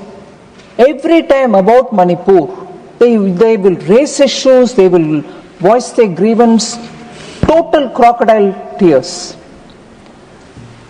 I've seen it even earlier once when we brought in a bill for Manipur's budget, because again it was under the president's rule and the governor was doing it. We had to present a budget for Manipur. Even at that time, they did not participate in the debate. Even at that time, they did not think of Manipur people's welfare, that money should go to them through the budget being passed. They didn't think about it. Even today, when the GST benefits have to go to the state government because they will otherwise not earn the revenue out of it, when we are trying to have an ordinance be converted to be a regular bill and get passed here to become an act, they are not here to participate. So all the grievance that they voiced about Manipur, accusing the Prime Minister, accusing the Home Minister, they're all just drama. I'm ashamed to say this. I'm sorry to say this. विपक्ष के role ये होता है कि आप जिम्मेदाराना रवैया अपनाना चाहिए और जिम्मेदारी के साथ एक जो स्टेट जिसके ऊपर आप इतना बात कर रही हो, उसका बेहतरी के लिए कानून जब पारित होता है, बजट जब पारित होता है, उसमें शामिल होना है, भाग लेना है। मगर ये विपक्ष तो मगरमच्छी का आंसू बह रही है और जब क्रिटिकल बिल्स आते हैं मणिपुर का भाग जाते हैं। शर्मनाक बात है सर, आई एम सॉरी। मैं आपके सामने ये कहना चाहती हूं कि आज भी वो मणिपुर की चर्चा में भाग नहीं लिया, दुख के मैं कहना चाह रही हूं। Sir, this particular amendment is very important, sir, because it does two things. The very important reform-based steps that we have taken in GST, like track and trace system. Once you do the track and trace system, which is a very big step in administering the GST, you are able to prevent leakages. And therefore, that was one of the things which was passed in the Finance Act of 25. Now we are making it into a bill for Manipur. Similarly, at the time of supply, sir, particularly for vouchers, the rules which we're dealing with it are being removed so that it becomes simple, and because issuing a voucher is not actually the supply of goods or service. So this change will bring in ease of doing business, avoid unnecessary disputes on when the tax becomes payable. So that becomes a disputable point. Now that will be removed. There was from the beginning a little ambiguity when we described plant and machinery. We said plant or machinery. The word or led to a lot of confusion. So this time, through the February Finance Act, we have removed the word or and put the word and. Plant and machinery, and as a result the ambiguity will be removed. But again, I'd like to confirm here, which is for the good of the people of Manipur, we made plant and machinery, removing plant or machinery, removing or. It's not going to be affected only from today. It will be affected from 1st July 2017 when the GST was originally for the first time brought to play. So as a result, people in Manipur, businesses in Manipur, enterprises in Manipur also will benefit from this removal of ambiguity, which the entire nation has benefited from, but Manipur has been denied because there was no government. Now we are giving that benefit to them. Also, sir, when there is a dispute, people are expected to pay 10% pre-deposit.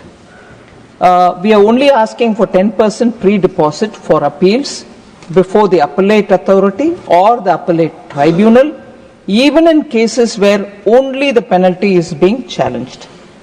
So, this keeps the appeal process consistent so that it doesn't look as if we are taking the 10% for appellate authority and not for the tribunal. Those confusions will not prevail.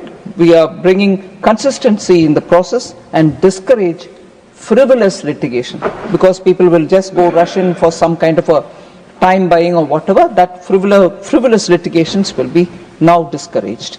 And lastly, sir, when goods are kept in a special economic zone or a free trade warehousing zone and are sold before being taken out of the zone itself, such transactions will now be treated as neither a supply of good or a supply of services, providing again the much needed clarity and avoiding unintended consequences. So even before, if it is removed from the SEZ or the special economic warehousing zone, if the sale happens, we'll treat it as non-sale, in the sense we'll treat it as neither a supply of goods or a supply of services, so there won't be any confusion.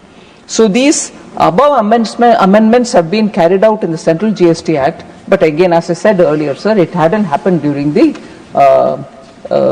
Manipur state GST because of ordinance which had to be brought in. Now we're converting that ordinance into a law. So there are one or two points of clarification which some members spoke about, which I'll very quickly finish. In fact, there were 13 of them who spoke, and some of them did raise some issues.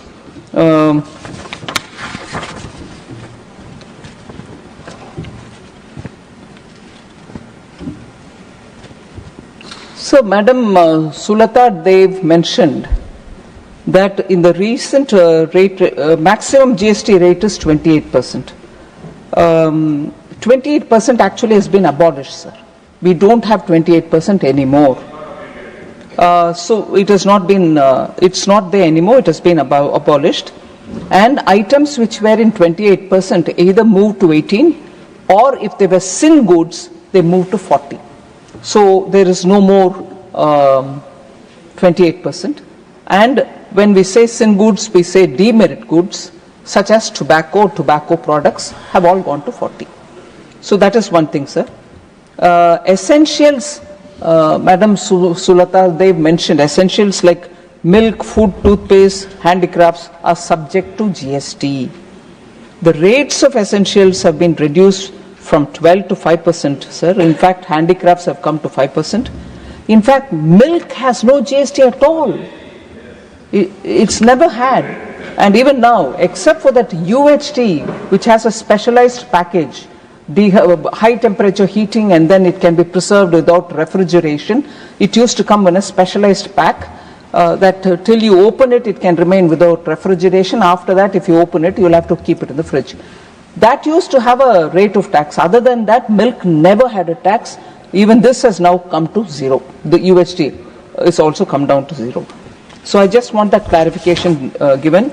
As always, members from Orissa, I can't see Sasmit Patra here, always refer to Kendu leaves or the Tendu leaves, in which BD or tobacco is put in and it is rolled. That leaf is called Tendu leaves. It's collected as a minor forest produce.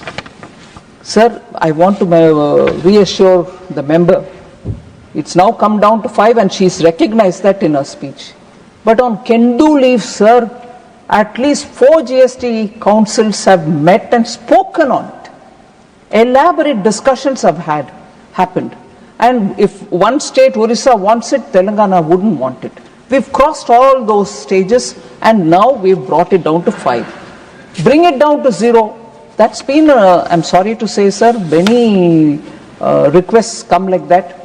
By keeping an item in zero, where even some input credit can be accruing to you, will not accrue to you if you keep it at zero. So there is a benefit in keeping it at the lowest possible rate, which is 5%.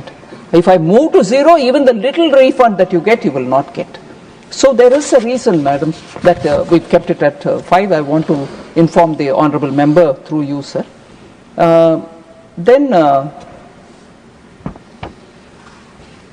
Sri Ayodhya Rami Reddy ji spoke about inverted duty structure, sir. I'm happy to say as much work happened on rate rationalization, bringing rates down, making 4 rates into 2 only, not having 4.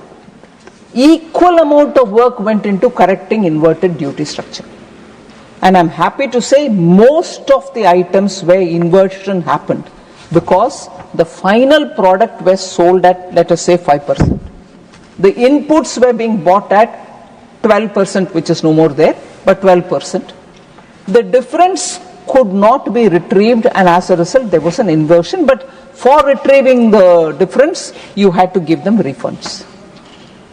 That inversion problem has been largely addressed in the new generation GST which has come into force. So I would like to inform Sri Ayodhya Rami Reddy that inversion has been addressed 99%. There can be still 1 or 2 which we'll address as and when it comes about, sir. As particular mention was made by the honorable member on hospitality. We have actually reduced the rate of tax on hotel rooms below 7,500 rupees per night to 5%. Earlier it was 12%. Rooms which are at the rate of 7,500 or lesser were earlier taxed at 12%. Now they have all come down to 5%, sir. This will, I'm sure, make travel easier. Tourism will have an attractive point there, and they will have reason to encourage tourists to take care of the rooms which are at that cost. So with these words, sir, I request the House to consider to pass this bill because it will help the state of Manipur. Thank you very much. The question is that the Manipur Goods and Service Tax Second Amendment Bill 2025 as passed by Lok Sabha be taken into consideration. Those in favor will please say aye. Aye. Those against will please say no. I think the ayes have it, the ayes have it, the ayes have it. The motion is adopted. We shall now take up class by class consideration of the bill. Class 2 to 16 stand part of the bill. Those in favor will please say aye. Aye. Those against will please say no. I think the ayes have it, the ayes have it, the ayes have it. Class 2 to 16 are adopted. Class 1, the enacting formula and the title stand part of the bill. Those in favor will please say aye. Aye. Those against will please say no. I think the ayes have it, the ayes have it, the ayes have it. Class 1, the enacting formula and the bill are adopted.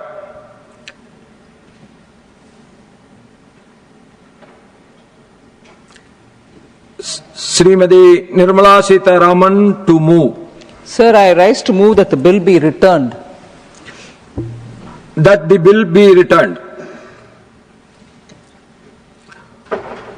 Motion moved that the bill be returned. The question is that the bill be returned. Those in favor will please say aye. Aye. Those against will please say no. I think the ayes have it, the ayes have it, the ayes have it. The bill is returned.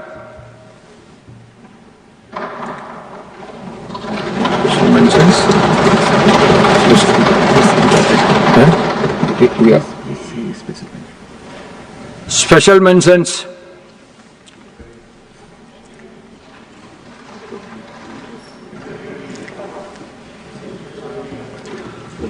Dr. Ajit Madhav Rao, Kopsade. Not present. Not present. A.D. Singh. Not present. Shri Maya Narolia.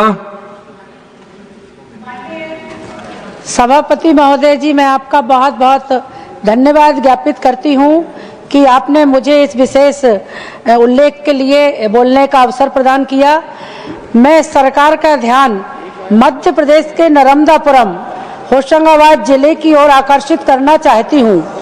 Narmadapuram से प्रतिदिन बड़ी संख्या में यात्री राजधानी नई दिल्ली की ओर यात्रा करते हैं। माननीय सभापति महोदय, लेकिन इस मार्ग पर कोई भी सीधी सुपरफास्ट और आधुनिक श्रेणी की ट्रेन उपलब्ध नहीं है। इसलिए यहाँ के यात्रियों को भोपाल या इटारसी होकर यात्रा करनी पड़ती है, जिससे समय और धन दोनों का नुकसान होता है। माननीय सभापति महोदय जी, मैं आपके माध्यम से क्षेत्र की जनता लंबे समय से वंदे भारत अथवा राजधानी जैसी तेज एवं सुरक्षित ट्रेन सेवा की मांग कर रही है। यह सुविधा छात्रों, नौकरी पेशा व्यक्तियों, व्यापारियों और यात्रियों सभी के लिए अधिक आवश्यक है। मैं सरकार से इस समस्या के निराकरण के लिए आग्रह करती हूं कि नर्मदापुरम से दिल्ली के बीच सीधी वंदे भारत या राजधानी एक्सप्रेस शुरू करने का अध्ययन किया जाए।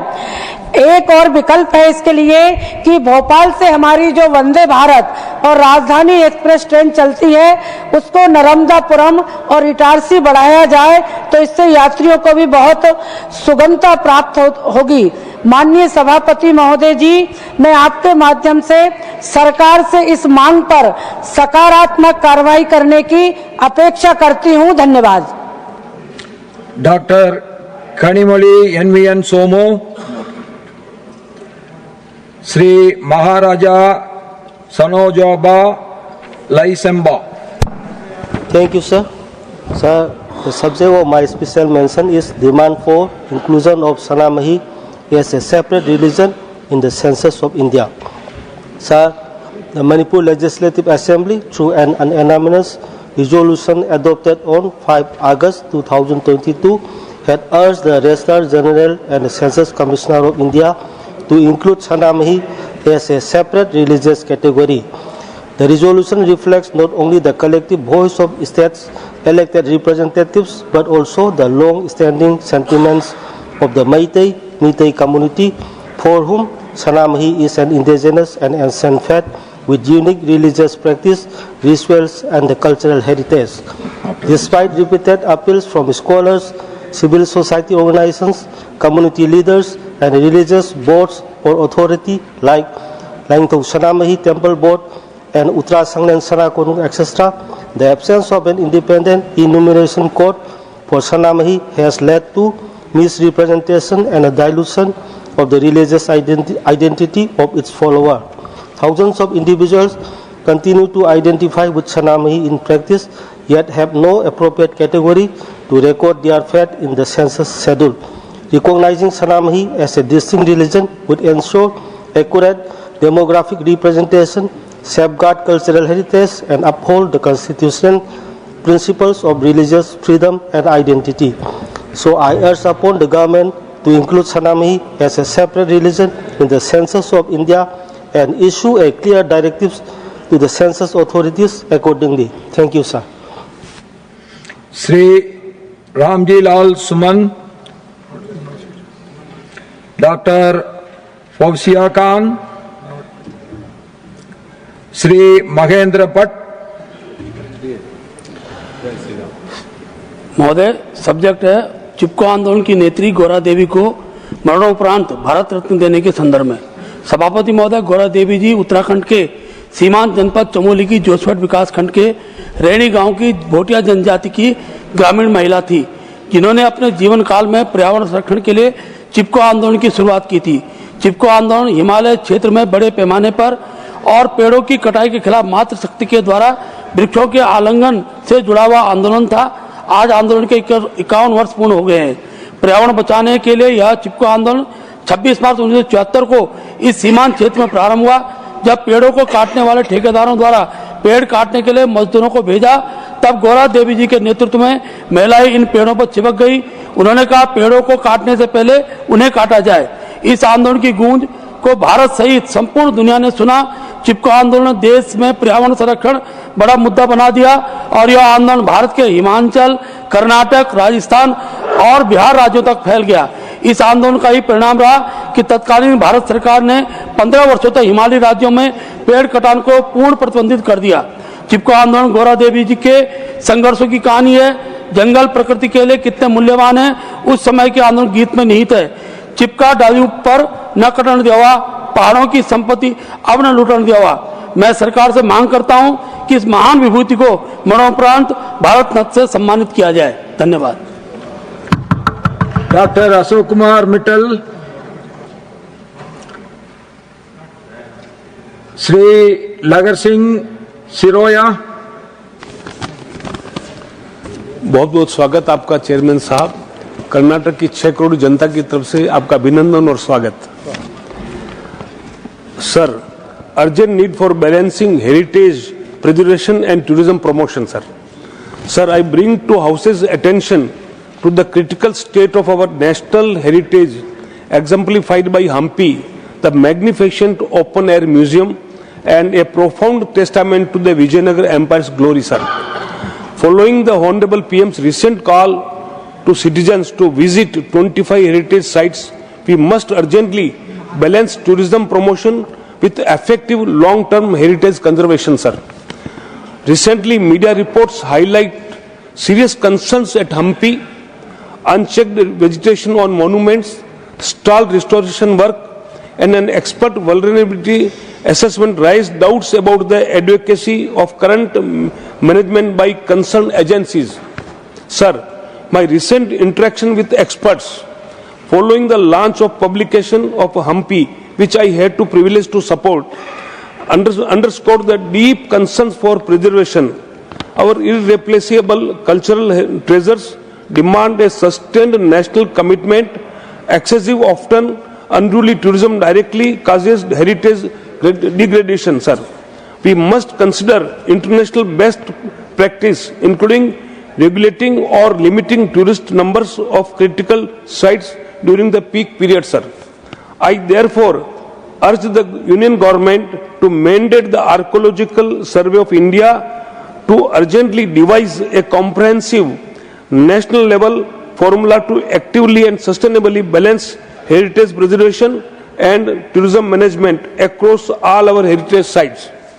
The government must also launch a sustained national campaign to educate citizens on the profound value of our heritage and the vital importance of our preservation. Hampi is a jewel of Indian history. Its protection and that of all such sites is a paramount national and global responsibility. Let us act now to ensure the magnificence of our heritage endures. Thank you very much, sir. धन्यवाद. Shrimati Rajni Ashokrao Patil, doctor Dinesh Sharma. धन्यवाद माननीय सभापति महोदय। आपने cyber अपराध और इसका गरीब नागरिकों पर पड़ने वाले प्रभाव का विशेष उल्लेख करने का मुझे अवसर दिया। मान्यवर, तकनीकी प्रगति के साथ साथ साइबर अपराधों का प्रसार हमारे लिए एक गंभीर चुनौती बन गया है। डिजिटल लेन देन और ऑनलाइन सेवाओं ने जीवन को सरल बनाया है, वहीं साइबर अपराधियों के लिए लोगों की व्यक्तिगत जानकारी चुराना और उन्हें आर्थिक नुकसान पहुंचाना उनके लिए आसान हो गया है। फिशिंग, पहचान की चोरी, ऑनलाइन ठगी और हैकिंग जैसे अपराध आम हो गए हैं। इसके कारण नागरिक, विशेषकर गरीब और तकनीकी रूप से कम जागरूक लोग बड़े नुकसान का शिकार हो रहे हैं। ऐसे लोग अपनी मेहनत की कमाई डिजिटल माध्यमों में सुरक्षित रखने का प्रयास करते हैं, लेकिन अपर्याप्त जानकारी के कारण साइबर अपराधों का वे शिकार हो जाते हैं। साइबर सुरक्षा के अभाव में गरीब वर्ग के लोग जो इंटरनेट की सुरक्षा के बारे में पूरी तरह परिचित नहीं हैं, अपराधियों के लिए आसान शिकार बन जाते हैं। उनके लिए किसी भी तरह की आर्थिक क्षति एक गंभीर आघात है, जिससे उबरना उनके लिए कठिन हो जाता है। इसके अलावा डिजिटल अरेस्ट जैसे मामलों में भी गरीब नागरिकों को अधिक समस्याओं का सामना करना पड़ता है, जो उनके लिए मानसिक और आर्थिक संकट का कारण बनते हैं। साइबर अपराधों की समस्या से निपटने हेतु कुछ महत्वपूर्ण सुझाव मान्यवर मैं प्रस्तुत करना चाहता हूं। साइबर सुरक्षा कानूनों को सख्त बनाया जाए ताकि गरीब और अशिक्षित नागरिकों की रक्षा सुनिश्चित हो सके। गरीब वर्ग के लिए डिजिटल लेन देन की प्रक्रिया सरल बनाई जाए और साइबर फ्रॉड के प्रति जागरूकता गांव और नगर स्तर तक पहुंचाई जाए। स्थानीय पुलिस को साइबर अपराध की रिपोर्टिंग के लिए प्रशिक्षित किया जाए और इन मामलों में गरीबों की सहायता हेतु विशेष प्रावधान सुनिश्चित किए जाएं।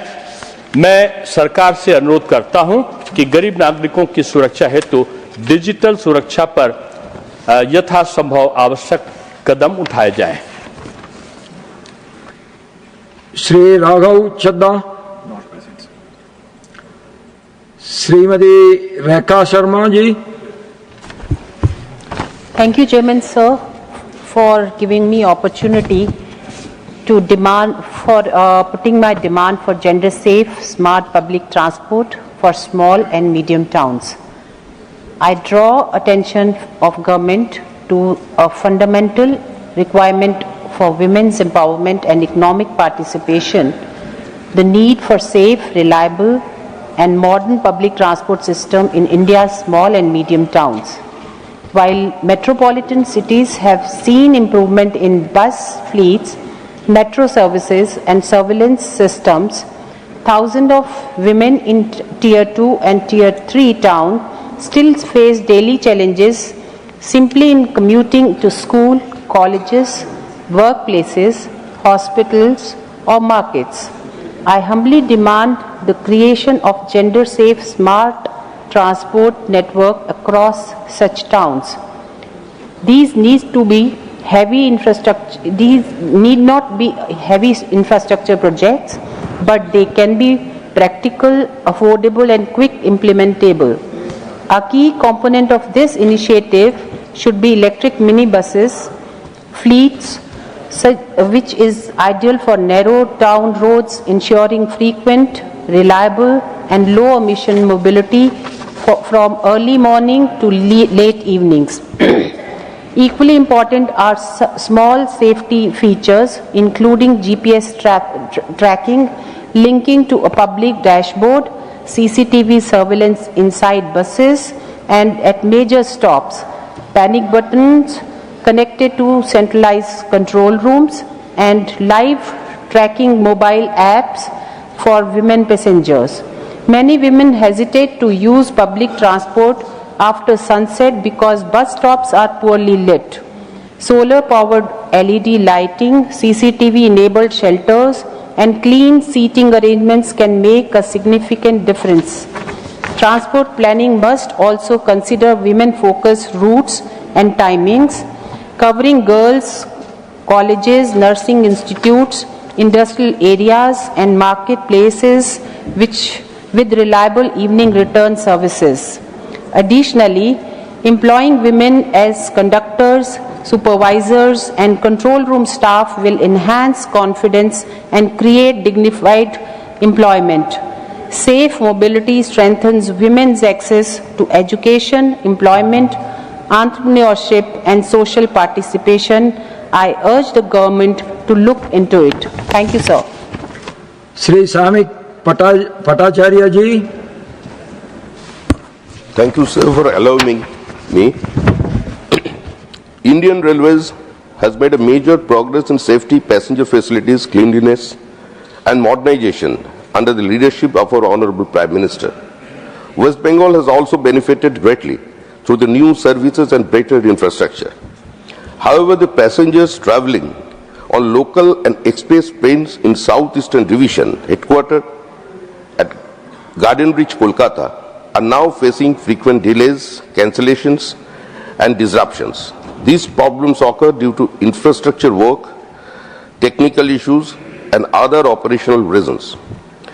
The division handles important routes connecting Kolkata with major cities like Mumbai, Chennai, and carries many tourists, patients, and long-distance travelers. People from West Bengal as well as neighboring state Bihar, Jharkhand, Odisha depend on heavily of these trains. This repeated disruption causes serious inconvenience, especially to the patients traveling for urgent medical treatment. Although officials in the divisions are trying to manage the situation, more focused intervention is needed.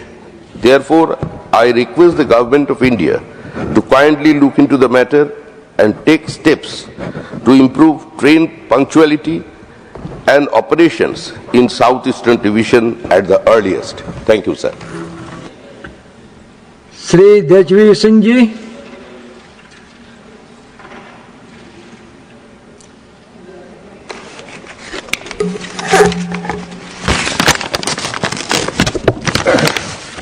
धन्यवाद सभापति जी। Subject concern over rising pollution in Uttar Pradesh. मैं सरकार का ध्यान उत्तर प्रदेश में हाल के महीनों में बढ़ते वायु प्रदूषण और जल प्रबंधन से जुड़ी गंभीर चुनौतियों की ओर आकर्षित करना चाहता हूं। राज्य के प्रमुख शहर लखनऊ, नोएडा, गाजियाबाद, कानपुर और मेरठ लगातार देश के अत्यधिक प्रदूषित शहरों की सूची में शामिल होते रहे हैं। खराब वायु गुणवत्ता न केवल लोगों के स्वास्थ्य को प्रभावित कर रही है, बल्कि आर्थिक गतिविधियों, विद्यालयों, परिवहन और जनजीवन पर भी गहरा असर डाल रही है। इसके साथ ही कई क्षेत्रों में सीवेज ट्रीटमेंट प्लांट्स की क्षमता सीमित है, जबकि औद्योगिक अपशिष्ट का अनुचित निस्तारण और भूजल का अनियंत्रित दोहन स्थिति को और गंभीर बना रहा है। प्रदूषण नियंत्रण तंत्र में तकनीकी और प्रबंधन से जुड़ी कमियां भी सामने आई हैं, जिनके कारण सुधारों की गति अपेक्षित स्तर तक नहीं पहुंच पा रही है। मैं सरकार से निम्नलिखित कदम उठाने का अनुरोध करता हूं। प्रदूषण प्रभावित शहरों में स्वच्छता हवा सुनिश्चित करने के लिए एक प्रभावी और समयबद्ध क्लीन एयर एक्शन प्लान लागू किया जाए। नंबर 2, औद्योगिक अपशिष्ट निस्तारण और उत्सर्जन मानकों की कड़ी निगरानी के लिए एक विशेष प्रकोष्ठ स्थापित किया जाए। नंबर 3, भूजल संरक्षण और वर्षा जल संचयन को बढ़ावा देने के लिए राज्यव्यापी अभियान चलाया जाए। अंत में सरकार से आग्रह करता हूं कि उत्तर प्रदेश की पर्यावरणीय चुनौतियों का समाधान प्राथमिकता के आधार पर किया जाए, ताकि नागरिकों को स्वच्छ हवा और सुरक्षित जल उपलब्ध हो सके। Thank you. श्री संजय सेठ जी। धन्यवाद सर। मेरा सब्जेक्ट है concern over MSME exporters affected by US tariff. माननीय प्रधानमंत्री जी के नेतृत्व में micro small medium enterprises MSME क्षेत्र ने अभूतपूर्व प्रगति की है। आज उद्यम और उद्यम असिस्ट पोर्टल पर 6.5 करोड़ से अधिक इकाइयां पंजीकृत हैं, जिन्होंने देश में 28 करोड़ लोगों को रोजगार दिया है। देश की जीडीपी में 30% से अधिक और एक्सपोर्ट में 45% से अधिक की हिस्सेदारी रखने वाला यह सेक्टर आज विकसित भारत के संकल्प को आगे बढ़ा रहा है। सरकार द्वारा पीएम विश्वकर्मा और पीएम ईजीपी जैसी योजनाओं के माध्यम से छोटे उद्यमियों को जो सहायता दी जा रही है वह सराहनीय है, लेकिन वर्तमान में अमेरिका के द्वारा 50% टैरिफ के कारण हमारे एमएसएमई एक लिक्विडिटी क्राइसिस का सामना कर रहे हैं। टेक्सटाइल, लेदर और हैंडीक्राफ्ट जैसे लेबर इंसेंटिव सेक्टर्स का माल गोदामों में फंसा है और कैश फ्लो पूरी तरह से रुक गया है। भुगतान में 90 दिनों से अधिक की देरी होने के कारण कई छोटी इकाइयों के खाते एनपीए घोषित होने के कगार पर है। संकट की गंभीरता को देखते हुए तत्काल बैंकिंग राहत की आवश्यकता है और इसलिए मेरा सरकार और आरबीआई से विनम्र आग्रह है कि इस संकट के समाधान हेतु एक यूनिफाइड रिलीफ मेजर लागू किया जाए, जिसके माध्यम से आरबीआई उन खातों के लिए वन टाइम फॉरबेरेंस विशेष छूट प्रदान करे जिसकी किस्तें टैरिफ के कारण रुकी हैं, ताकि वे एनपीए न बने। साथ ही निर्यातकों को वर्किंग कैपिटल को सुचारू रखने के लिए इंटरेस्ट सबवेंशन स्कीम और रिपेमेंट मॉरेटोरियम को तत्काल प्रभाव से लागू किया जाए। यदि समय रहते एमएसएमई उद्यमियों को यह आर्थिक सहायता मिल गई तो हमारे 28 करोड़ रोजगार सुरक्षित रहेंगे और वो विकसित भारत के लक्ष्य में अपना योगदान देते रहेंगे। धन्यवाद। श्री त्रिची शिवा, श्री संत Balbir Singh ji. The House stands adjourned to meet at 11 a.m. on Wednesday, the 3rd December 2025.